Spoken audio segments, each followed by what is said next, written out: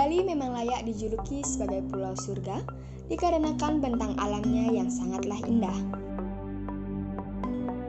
Selain keindahan bentang alamnya, Bali juga terkenal dengan keanekaragaman keseniannya, seperti gamelan, tarian, hingga seni kerajinannya yang sangat diminati oleh para wisatawan.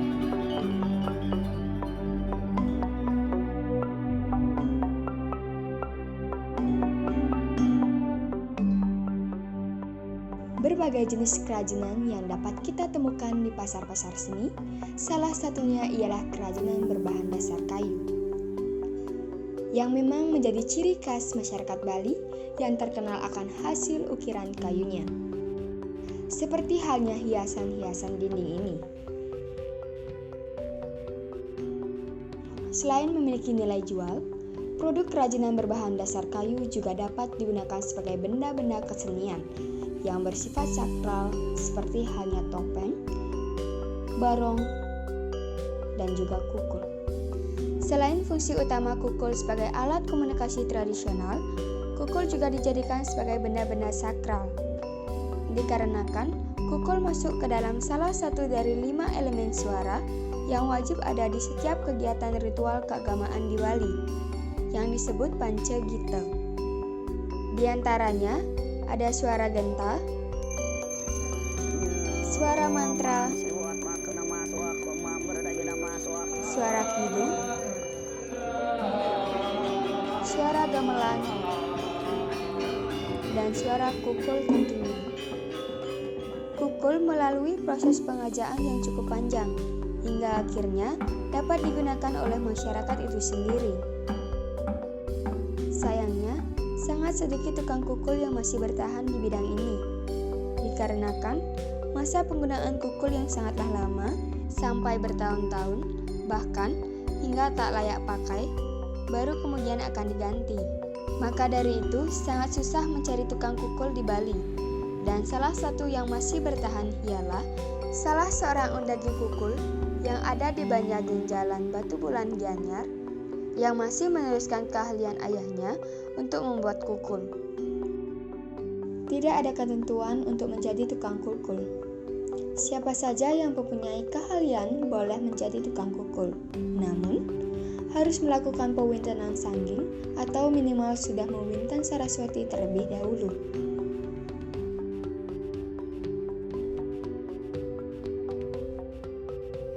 Beliau adalah Bapak Wayan Subagio, biasa disapa Pak Wayan. Pak Wayan sendiri sudah melanjutkan usahanya ini dari tahun 1996 hingga saat ini masih terus beliau tekuni. Bahan untuk kukul sebenarnya banyak nih, tapi tiang riki cuma 3 jenis kayu, yaitu kayu intaran, kayu cablung, sareng kayu nangka. Beda-beda nih, kalau intaran suaranya lebih besar, kalau nangka standar nih. Kalau kayu camplung dia kecil tapi suaranya kecil tapi santer. Itu yang mana yang disenangi, itu yang dipakai sarang yang memesan. Selain dikarenakan kayu-kayu tersebut umum ditemukan di Bali, pemilihan kayu-kayu yang digunakan untuk membuat kukul tersebut tidak sembarangan dipilih, melainkan sudah ada tertulis di dalam lontar, yaitu kayu nangka termasuk dalam golongan kayu prabu, kayu intaran termasuk dalam golongan kayu temenggung, dan kayu camplung termasuk dalam golongan kayu pandita atau brahmana. Ukuran kukul nika wonten ukuran yang niste madya utama. Kalau yang utamanya nika dua kali lingkaran nika ukurannya. Terus yang madya yang banyak digunakan ukurannya berapa besarnya atau berapa diameternya dikalikan 6. Misalnya ukuran 25 cm kali 6 itu panjangnya 150, ditambah dengan mungkin diisi pemurip lagi ada yang 2 cm, ada yang 4,5 cm. Kalau yang niste nika tapi jarang dipakai karena susah untuk mencari suara yang bagus. Jika ukurannya satu lingkaran ditambah dengan diameternya. Proses pengerjaan dari kayu, mungkin ada yang kayu balok dibentuk pukul sesuai dengan ukuran.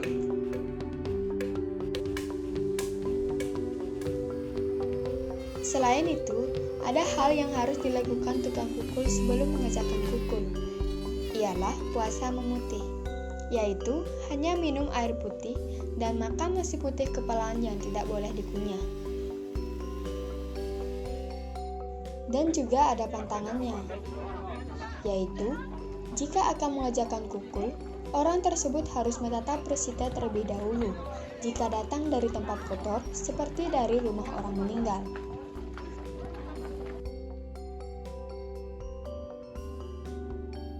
Jadi kalau sudah selesai, dicari hari baik untuk nuasen, istilahnya digecak kan, digecak bahasa Balinya. Terus misalnya hari Karnasulo nika mulai keseluruhan yang bakalan tadi nika dinuasen.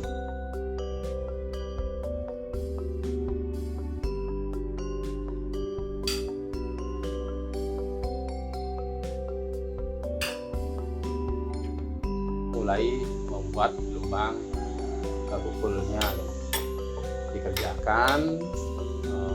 Sudah mungkin setengah jadi, digantung dulu untuk menunggu kering. Setelah kering mungkin sekitar 2-3 bulan diservis kembali untuk mencari suara yang bagus.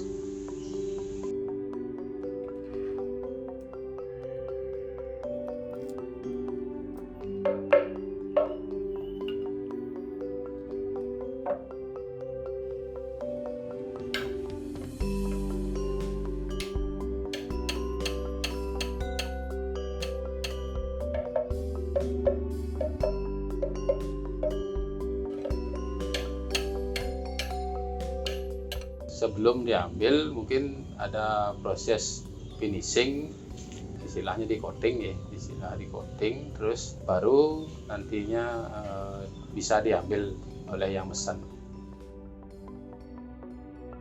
Hari yang disepakati telah tiba. Kini, masyarakat Banjar Pelihatan Kerobokan Badung sudah tiba untuk mengambil kukul yang sudah dipesan untuk dibawa ke Banjar Pelihatan. Namun, sebelum itu akan ada prosesi pemelapasan yang akan dilakukan terlebih dahulu.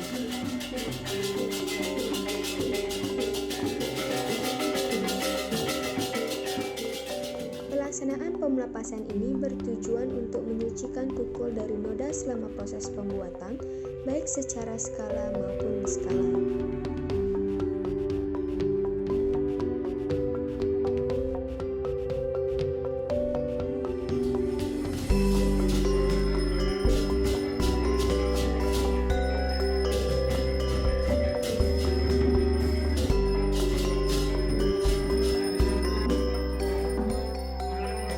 Beberapa masyarakat Banjar Pelihatan mengalami kelelahan dikarenakan besarnya arang magis ketika prosesi ini.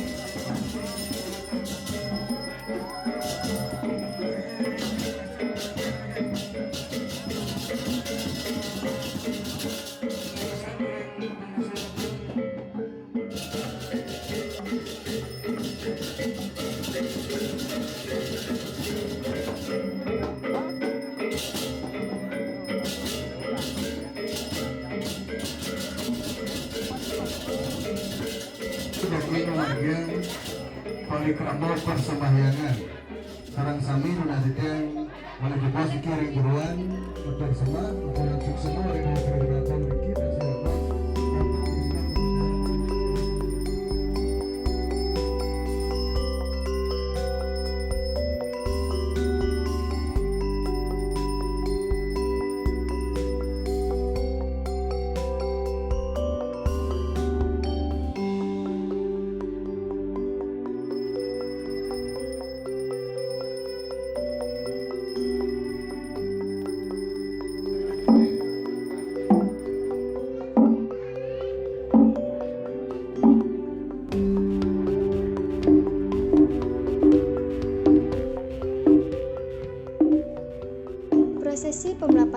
telah selesai. Kini, masyarakat Banjar Peliatan Kerobokan Badung sudah bisa membawa kukul tersebut ke Banjar Peliatan.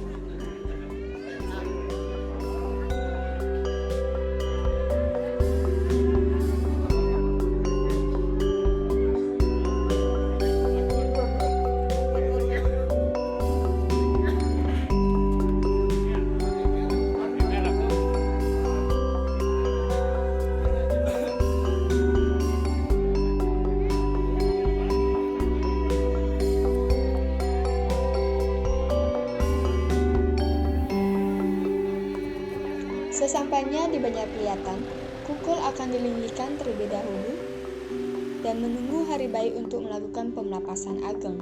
Namun, sebelum itu, kukul akan dipasupati dan diarak keliling desa Kerobokan sesuai dengan adat di sana.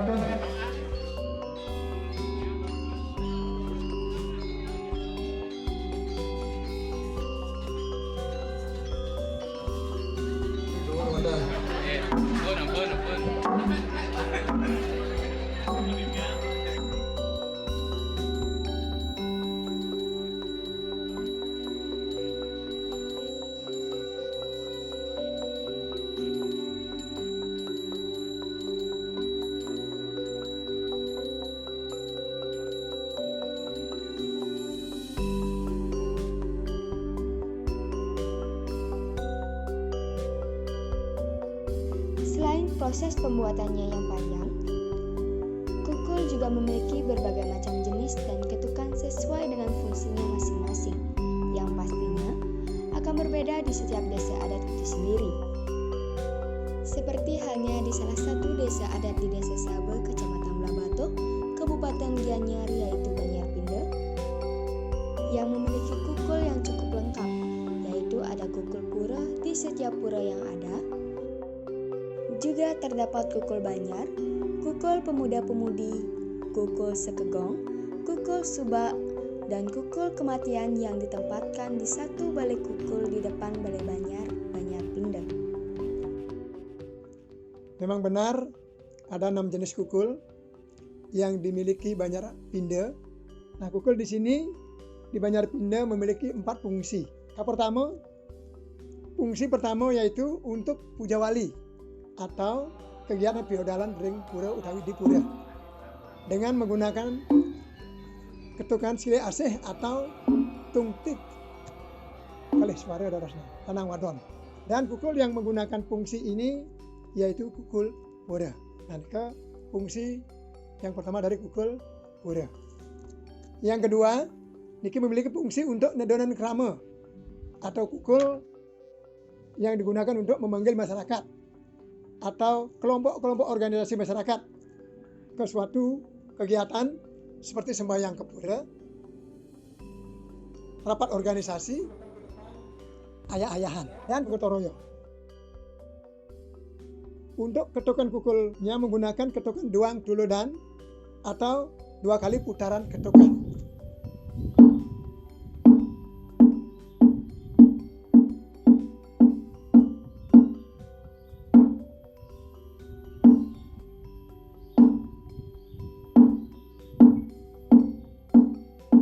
Kukul yang menggunakan fungsi nedonan kramo ini yaitu ada 4, yaitu ada kukul Banjar, kukul pemuda-pemudi, kukul sekegong, dan kukul subak. Fungsi yang ketiga yaitu untuk pancebaya digunakan ketika ada bahaya atau keadaan genting. Dan untuk ketukan yang digunakan ialah ketukan bulus atau ketukan dengan tempo cepat dan berulang-ulang. Nah, kukul yang harus digunakan untuk kondisi ini adalah kukul banjar. Yang nomor 4 dan fungsi yang terakhir yaitu untuk menginformasikan bahwa ada kematian. Namun di beberapa kondisi pengurus desa adat tidak akan membunyikan kukul seperti ketika ada feodalan yang tengah berlangsung. Kondisi tersebut dinamakan mosulub. Untuk ketukan kukul kematian memiliki 2 tipe ketukan.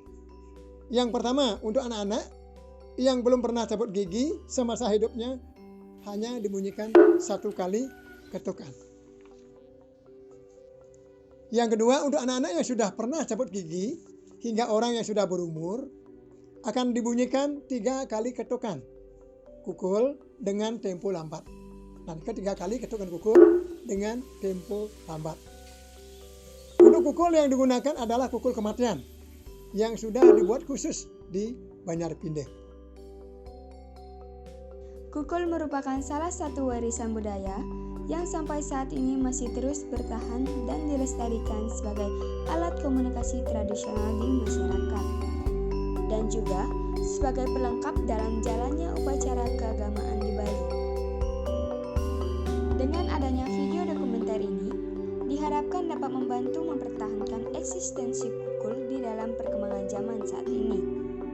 Dan juga dapat menambah wawasan bahwa kukul memiliki peranan penting di dalam masyarakat di Bali.